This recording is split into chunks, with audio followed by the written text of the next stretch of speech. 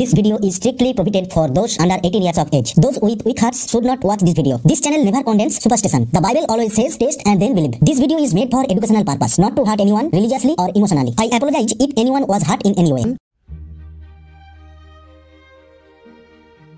সবাইকে জানাই জয় যিশু। আশা করি আপনারা প্রত্যেকেই প্রভু যিশুর কৃপায় ভালো আছেন, সুস্থ আছেন এবং স্বাভাবিক আছেন।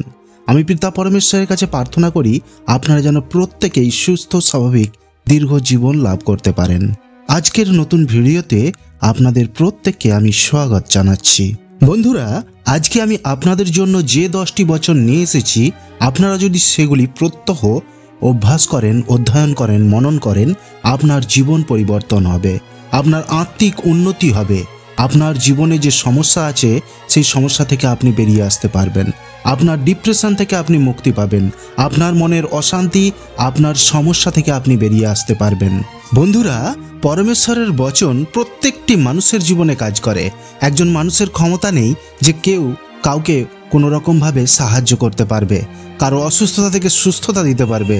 এই বচনই পারে কোনো মানুষকে সুস্থতা দিতে, চাঙ্গাই দিতে, কোনো রকম সমস্যা থেকে বাইরে বের করে আনতে, সমস্ত রকম সমস্যা থেকে উদ্ধার করতে পারে এই বচন।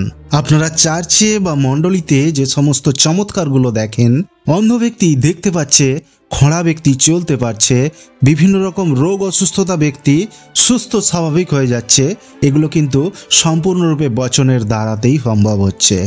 আর এই বচনই পারে একজন মানুষের জীবনকে পরিবর্তিত করে দিতে, আত্মিকভাবে উন্নতি করে দিতে, সমস্ত রকম সমস্যাকে দূরে সরিয়ে মানুষকে চরম শান্তির পরিস্থিতিতে এনে দিতে পারে। আপনার উন্নতির জন্য এই বচনই পারে আপনাকে উন্নতির চরম শিখরে পৌঁছে দিতে। আমি আশা করব আপনারা ভিডিওটা শেষ পর্যন্ত অবশ্যই দেখবেন। আপনি যদি ভিডিওটা শেষ পর্যন্ত দেখেন তবে আপনার সমস্ত সমস্যা থেকে আপনি অবশ্যই মুক্তি পেতে পারবেন। আপনার সমস্ত সমস্যা এই ঈশ্বরের বচন আপনাকে সমস্যা থেকে বাইরে বের করে আনতে পারবে। আমি সৌরভ, আপনারা আছেন A to Z 007 learner SP চ্যানেলের সাথে। বন্ধুরা, আজকের প্রথম বচন যোহন 1 অধ্যায় 1 পদ। আদিতে বাক্য ছিলেন এবং বাক্য ঈশ্বরের কাছে ছিলেন এবং বাক্য ঈশ্বর ছিলেন। তাহলে বন্ধুরা, যদি বাক্যই ঈশ্বর হয় তাহলে ঈশ্বর সব কিছুই করতে পারেন, তাহলে বাক্যও আমাদের জীবনকে পরিবর্তন অবশ্যই করতে পারে। এর পরের বচনে যাব আমরা। 14 পদে লেখা আছে, আর সেই বাক্য মাংসে মূর্তিমান হইলেন এবং আমাদের মধ্যে প্রবাস করিলেন, আর আমরা তাহার মহিমা দেখিলাম, যেমন পিতা হইতে আগত এক জাতের মহিমা, তিনি অনুগ্রহে ও সত্যে পূর্ণ। বন্ধুরা, আমি আগেও বলেছি, আবারও বলছি, বচনই পারে আপনার জীবনকে পরিবর্তন করতে, আপনার অসুস্থতা থেকে আপনাকে সুস্থতা দিতে। কারণ বচন আগে ছিলেন ঈশ্বরের কাছে, পরে তিনি দেহধারী হয়ে আমাদের সাথে বাস করতে এসেছিলেন, আর সেই বচনই পারে আমাদেরকে সমস্ত রকম সমস্যা থেকে বের করে আনতে। তাই বন্ধুরা, আপনারা অবশ্যই আপনাদের দৈনন্দিন জীবনের সঙ্গে এই বচনকে যুক্ত করুন।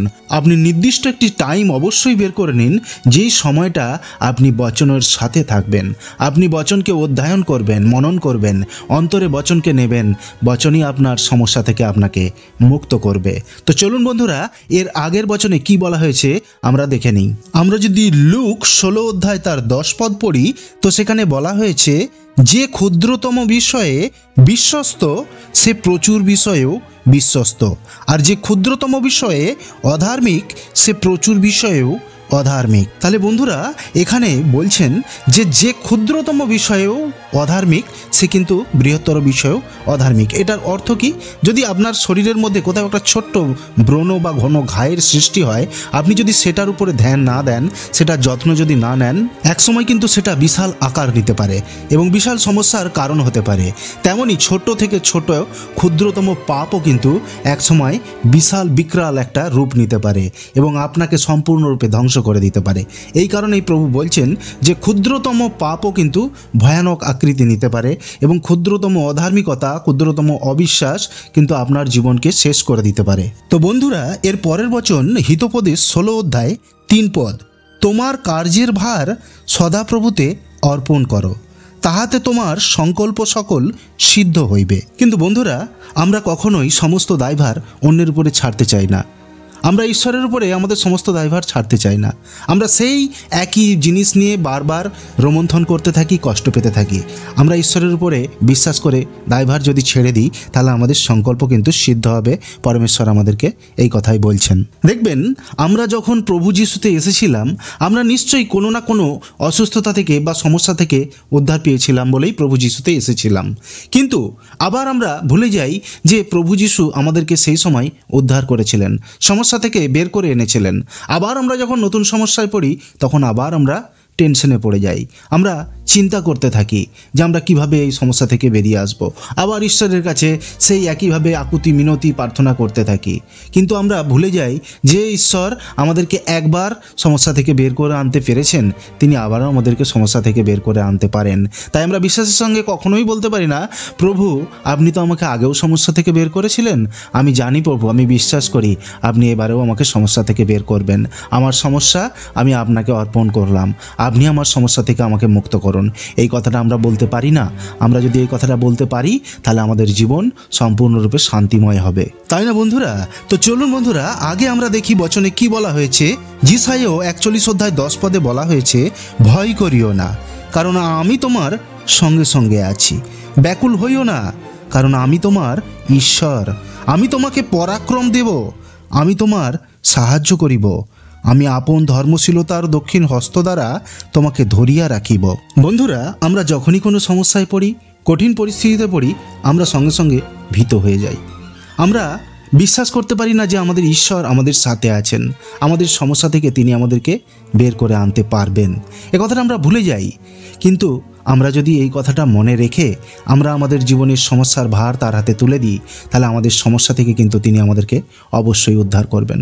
তিনি বলেছেন বচনের মাধ্যমে আমাদেরকে, তিনি তার ধর্মশীলতার দক্ষিণ হস্ত দ্বারা আমাদেরকে সর্বদা আগলে রাখবেন, সমস্যা থেকে আমাদেরকে বের করে আনবেন। তবে বন্ধুরা, আমরা ঈশ্বরের বাক্যকে কেন পরখ করব না? আপনারা পরখ করে দেখুন ঈশ্বরের বাক্য আপনার জীবনে কতটা কাজ করছে। আপনি তবেই তো বুঝতে পারবেন যে ঈশ্বরের বাক্য কাজ করছে। আপনি শুধু বলে দিলেই কেন বিশ্বাস করবেন? আপনাকে বিশ্বাস করতে প্রভু বারণ করেছে, আপনাকে পরখ করতে বলেছে।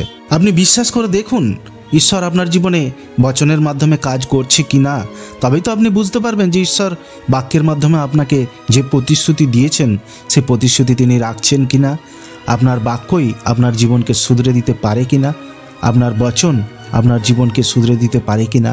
তাই বচনের সাথে যুক্ত থাকুন এবং ঈশ্বরের বাক্যময় জীবন তৈরি করুন। আপনার সমস্যা অটোমেটিক কোথা দিয়ে চলে যাবে আপনি বুঝতেও পারবেন না। তো চলুন বন্ধুরা, আমরা বচনে আগে বাড়ি এবং সেখানে দেখি যে ঈশ্বরের বাক্য দ্বারা আমাদেরকে কি বলছেন।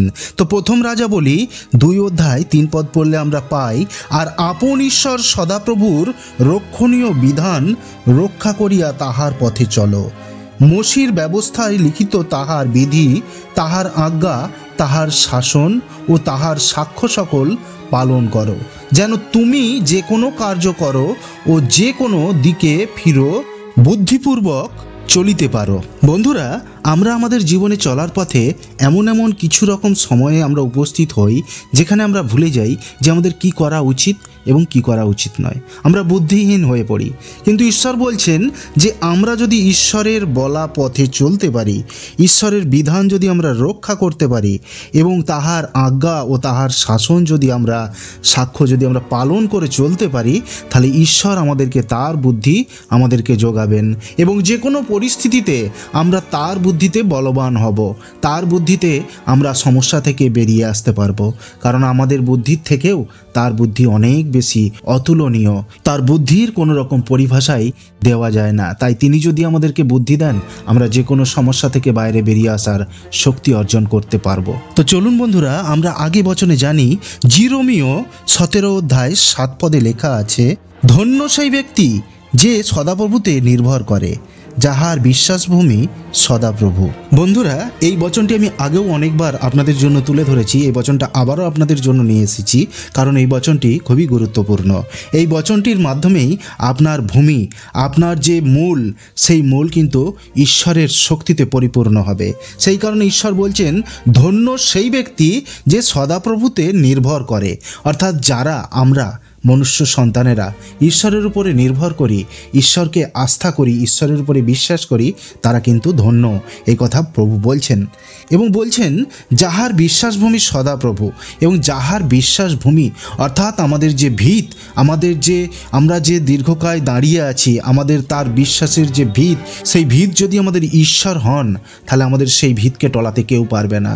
আমরা কোনো সমস্যাতেই বিচলিত হব না, কারণ আমরা জানি সদাপ্রভু আমাদের জীবনে যে সমস্যা এসেছে সেই সমস্যা থেকে সদাপ্রভুই আমাদেরকে বের করে আনতে পারবেন। তার ইচ্ছাতেই সব সম্ভব, তার ইচ্ছাতেই সব কিছু সমস্যা দূর হয়ে যাবে। চলুন বন্ধুরা, আগে আমরা বচনে দেখি গীত সংহিতা 37 অধ্যায় 4 পদ, আর সদাপ্রভুতে আমোদ করো, তিনি তোমার মনোবাঞ্ছা সকল পূর্ণ করিবেন। বন্ধুরা, ঈশ্বরই আমাদের মনোবাঞ্ছা কিন্তু পূর্ণ করতে পারে।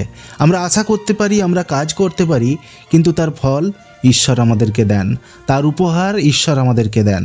আমাদের জীবনে সমস্যা আসতে পারে, আমাদেরকে সেই সমস্যার সঙ্গে সংগ্রাম করতে হতে পারে। আমরা সেই ঈশ্বরের শক্তির মাধ্যমে সমস্যা থেকে বাইরে বেরিয়ে আসতে পারবো। ঈশ্বরীয় সাহায্যের মাধ্যমেই আমরা সমস্যা থেকে উদ্ধার পেতে পারবো।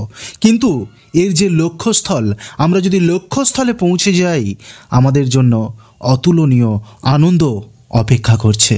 আমরা সেই সাকসেসের মুহূর্তে যখন পৌঁছাবো, আমাদের সমস্ত পিছনের দিকের যে জ্বালা যন্ত্রণার সমস্যা আমরা ভুলে যাব। আমাদের জীবনে তখন সুখ এবং শান্তি অপেক্ষা করছে। আমরা সেই সুখ শান্তি পেয়ে সমস্যাগুলো পিছনের অবশ্যই ভুলে যাব। তাই আপনার লক্ষ্যস্থল ঠিক রেখে এগিয়ে যাওয়াটাই আপনার কাজ, এবং ঈশ্বরীয় সাহায্যের মাধ্যমে আপনার জীবনের সংগ্রামগুলোকে পার হয়ে যাওয়াটাই আপনার লক্ষ্য। আমার প্রিয় বন্ধুরা, তো চলুন আগে বচনের মধ্যে প্রবেশ করি।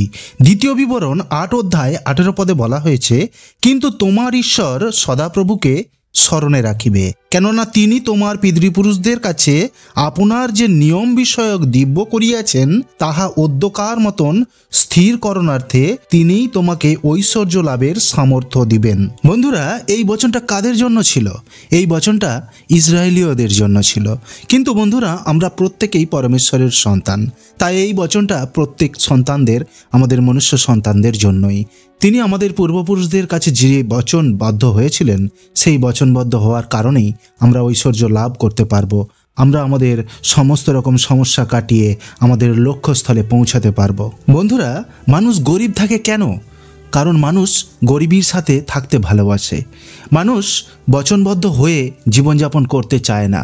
মানুষ তার নিজের অভ্যাস ও পাপ থেকে বেরিয়ে আসতে পারে না। তাই মানুষ তার নিজের সমস্যা কাটিয়ে ঈশ্বরের যে রাজত্বের মধ্যে তাদের প্রবেশ করার অধিকার রয়েছে, তার মধ্যে প্রবেশ করতে পারে না। ঈশ্বর কখনোই চায় না যে তার কোনো সন্তান সমস্যার মধ্যে থাকুক, ধনহীনভাবে থাকুক। তিনি চান তার প্রত্যেকটি সন্তান সুখময় জীবনযাপন করুক। কিন্তু আমরা আমাদের নিজেদের কারণে আমরা সুখময় জীবন ছেড়ে দুঃখের সমুদ্রের মধ্যে পড়ে যাই। তাই দুঃখের সমুদ্র থেকে বেরিয়ে আসার জন্য আপনার জীবনকে আজ থেকেই বচনবদ্ধ করুন। আপনি বচনবদ্ধ হয়ে আপনার জীবনযাত্রা করুন। আপনার সমস্যা দূরীভূত হবে এবং আপনি ঐশ্বর্য লাভে সামর্থ্য হবেন। বন্ধুরা, বচনে আগে কি বলছে? হিতোপদেশ 3 অধ্যায় 1 থেকে 4 পদ পড়লে আমরা পাই, বৎস তুমি আমার ব্যবস্থা ভুলিও না, তোমার চিত্ত আমার আজ্ঞা সকল পালন করুক, কারণ তদ্বারা তুমি আয়ুর দীর্ঘতা, জীবনের বৎসর বাহুল্য এবং শান্তিপ্রাপ্ত হইবে। দয়া ও সত্য তোমাকে ত্যাগ না করুক। তুমি তদ্ভয় তোমার কণ্ঠদেশে বাঁধিয়া রাখো, তোমার হৃদয় ফলকে লিখিয়া রাখো। তাহা করিলে অনুগ্রহ ও সুবুদ্ধি পাইবে, ঈশ্বরের ও মনুষ্যের দৃষ্টিতে পাইবে। বন্ধুরা, বাক্যের শুরুতেই আমি আপনাদেরকে বলেছিলাম বচন থেকে যে আদিতে বচন ছিল, আর বচনই ঈশ্বর ছিল, আর সেই ঈশ্বর আমাদের মধ্যে মনুষ্যরূপে আমাদের মধ্যে বাস করতে এসেছিলেন। তাই এখানে আমরা জানতে পারছি যে আমাদের ঈশ্বরের বাক্যে কণ্ঠের মধ্যে ধারণ করে রাখতে বলছেন। আমরা দরকার হয় গলায় কিন্তু ক্রুশ ঝুলিয়ে রাখতে পারি, যাতে সেই ক্রুশ আমাদেরকে মনে করিয়ে দেয় কোনো পাপ কাজ করার আগে আমাদেরকে যেন স্মরণ করায় যে আমরা ঈশ্বরের পথে রয়েছি। সেই ঈশ্বরের পথে থাকার কারণে সেই ক্রুশ যেন আমাদেরকে মনে করিয়ে দেয় যে আমরা অন্যায়ের পথ যেন অবলম্বন না করি, আমরা পাপের পথে যেন ধাবিত না হই। আর আমাদেরকে বচনবদ্ধ হয়ে থাকতে ঈশ্বর বলছেন। তার ফলে আমরা কি হব? আমরা ঈশ্বরের আশীর্বাদ প্রাপ্ত হব এবং মনুষ্যর নজরেও আমরা উচ্চ আসনে উঠতে পারবো। এই কারণেই পরমেশ্বর বলছেন যে আমরা পরমেশ্বরের বচন থেকে কখনোই বেরিয়ে এসে আমাদের জীবন ধারণ করব না। আমরা পরমেশ্বরের বচনের মধ্যে থেকেই আমাদের জীবন ধারণ করব, তবেই আমরা আমাদের শান্তি ও আমাদের সম্মান পাবো। তো আমার প্রিয় বন্ধুরা, আজকের শেষ বচন অর্থাৎ 10 নম্বর বচনে আমরা প্রবেশ করি। মথি 6 অধ্যায়ে তার 33 পদ পড়লে আমরা জানতে পারি, কিন্তু তোমরা প্রথমে তাহার রাজ্য ও তাহার ধার্মিকতার বিষয়ে চেষ্টা করো, তাহা হইলেই ওই সকল দ্রব্যও তোমাদিগকে দেওয়া হইবে। তো বন্ধুরা, এই বাক্যের মধ্যে যে রাজ্যের উল্লেখ করা হয়েছে, সেই রাজ্য কোনটা? সেই রাজ্য প্রভু যীশু মসিহ। যে যীশু খ্রিস্টকে জেনে গেছে সে স্বর্গরাজ্য সম্পর্কে জেনে গেছে। আর আমরা যদি প্রভু যীশুকে জেনে যাই, তাহলে আমরা তার স্বর্গরাজ্যের মধ্যে প্রবেশ করতে পারবো। আর সেই স্বর্গরাজ্যের প্রবেশ করার মাধ্যমেই আমাদের জীবনের সমস্ত চাওয়া পাওয়া পূর্ণ হবে। তাই আমাদেরকে সবার আগে উচিত বচনবদ্ধ জীবনযাপন করা, এবং আমরা যদি তার রাজ্য স্থাপনে মন দিই এবং তার নীতি পথে যদি আমরা একে একে চলতে থাকি, তাহলে এই পৃথিবী তার রাজ্যে পরিণত হবে। তাহলেই আমরা আমাদের তার রাজ্য স্থাপনে আমরা মন লাগাতে পারবো এবং তার রাজ্য স্থাপন করতে পারবো। আর তার রাজ্য যদি আমরা স্থাপন করতে পারি, তাহলে আমাদের সমস্ত চাওয়া পাওয়া তিনিই পূর্ণ করবেন।